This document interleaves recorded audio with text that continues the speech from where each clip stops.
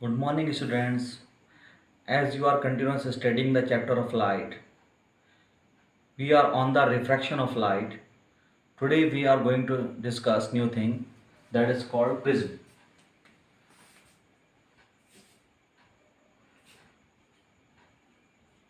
First we will see what is prism. Then we will see refraction of light through prism.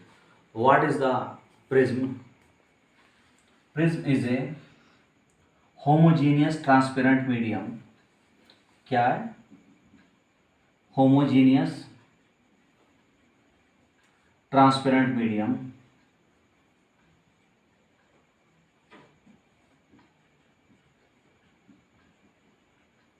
in which two surfaces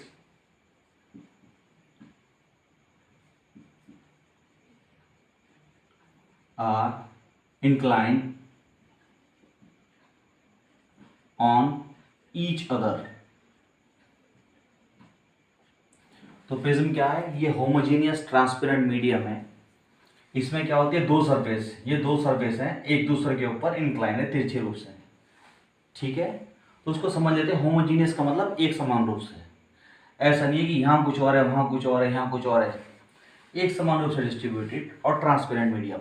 अब transparent तो आप समझते हो, पानी एक ट्रांसपेरेंट मीडियम है. Water is a transparent medium. In the similar way it is a prism is a transparent medium और that is called angle of prism. ये आपको ध्यान रखना है, एंगल ऑफ प्रिज्म. तो मैं इसको जो है, आप whenever you will come into the school, तो then I will show you. तो मैं आपको दिखा दूंगा प्रिज्म होता क्या है. नाउ यू शुड अंडरस्टैंड, आप इसका बेसिकली समझ लो. ये ऐसे करके जो है दो इंक्लाइन सरफेस एक दूसरे के ऊपर हैं. ठीक है, और ये बीच में जो दिखाई दे रहा है ये सारा ट्रांसपेरेंट मीडियम है. क्या है? सारा का सारा ट्रांसपेरेंट मीडियम. लाइट की बीम इधर से निकल के इधर आ जाएगी, इधर से निकल के इधर आ जाएगी. और ये जो एंगल आपको दिखाई दे रहा है that is called angle of prism. That is called angle of prism. A. What is a?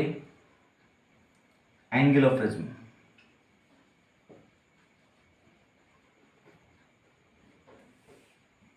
ठीक है, ए क्या है? Angle of prism. जनरली ये क्या होता है कि 60 डिग्री का होता है. कैसा होता है जनरली? इन जनरल जब आप मार्केट में जाओगे, मैं एक प्रिज्म दे दो, तो आपको ऐसा प्रिज्म देंगे. इसके बीच में एंगल कितना है? 60. और ये अकेला 60 नहीं है, तो ये भी 60 होते हैं ज़्यादातर केस में. ठीक है, तो सबसे इंपॉर्टेंट बात ध्यान देने वाली क्या है? ए क्या है? Angle of prism. Now we will see refraction of light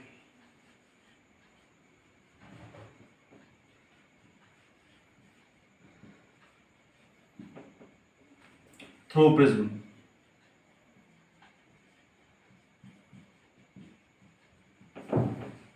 अब हम देखेंगे कि रिफ्रैक्शन होता कैसे है प्रिज्म के अंदर.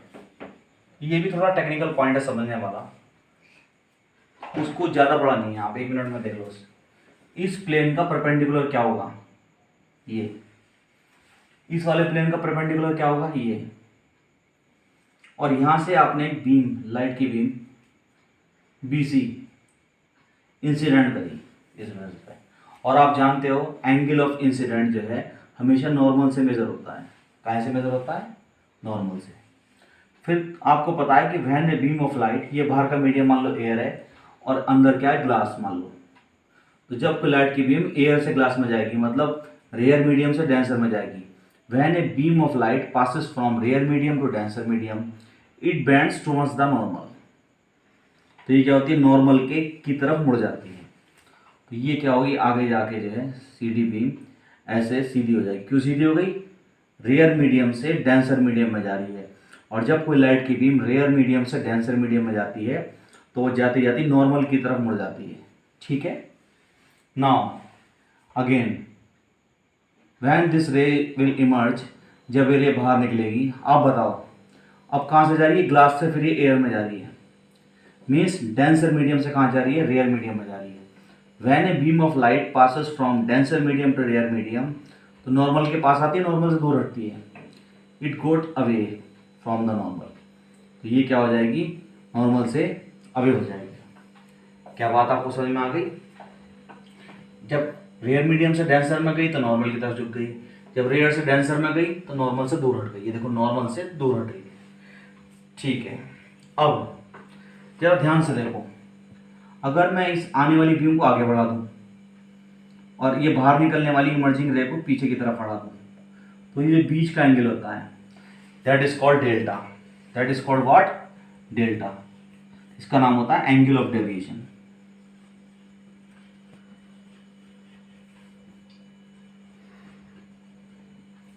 That is called angle of deviation.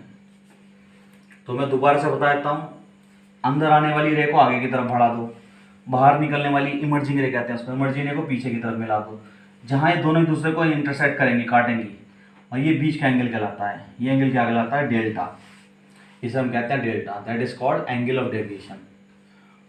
तो ये एंगल ऑफ डेविएशन की भी एक कंडीशन आती है।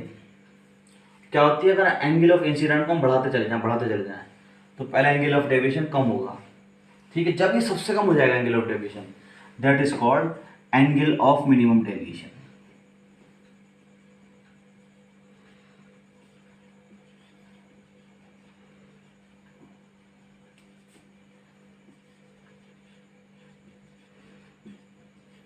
इसका आपके 12th क्लास में प्रैक्टिकल भी है।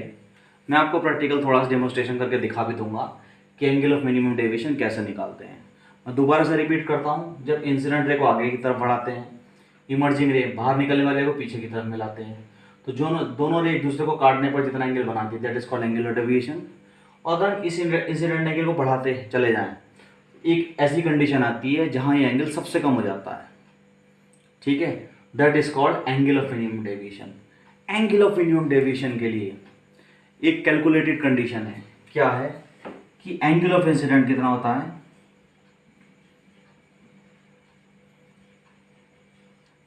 आई। तुम्हें तो पता ही है एंगल ऑफ इंसिडेंट आई होता है। आई क्या होता है? E plus delta M by 2। In the 10th class you just only need to remember it. आपको 10th क्लास में सिर्फ ये याद रखना है कि मिनिमम डेविएशन की कंडीशन में, डेल्टा एम की कंडीशन में एंगल ऑफ इंसिडेंट कितना होता है? ए प्लस डेल्टा एम बाई 2, ठीक है। और एंगल ऑफ रिफ्रैक्शन कितना होता है?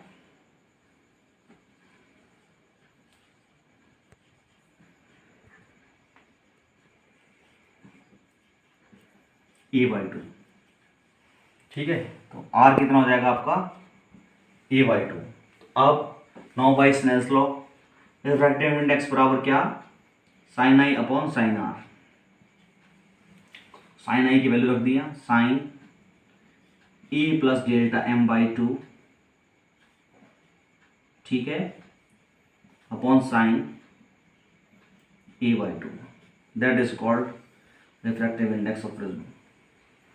मैं दोबारा से रिपीट कर देता हूँ सारे के सारे थिंग्स, आप एक शॉर्ट समरी में देख लो। A prism is a homogeneous transparent medium. Prism क्या है? होमोजीनियस ट्रांसपेरेंट मीडियम है जिसके ऊपर two surface are incline on each other, दो सरफेस दूसरे की इंक्लाइन होती है।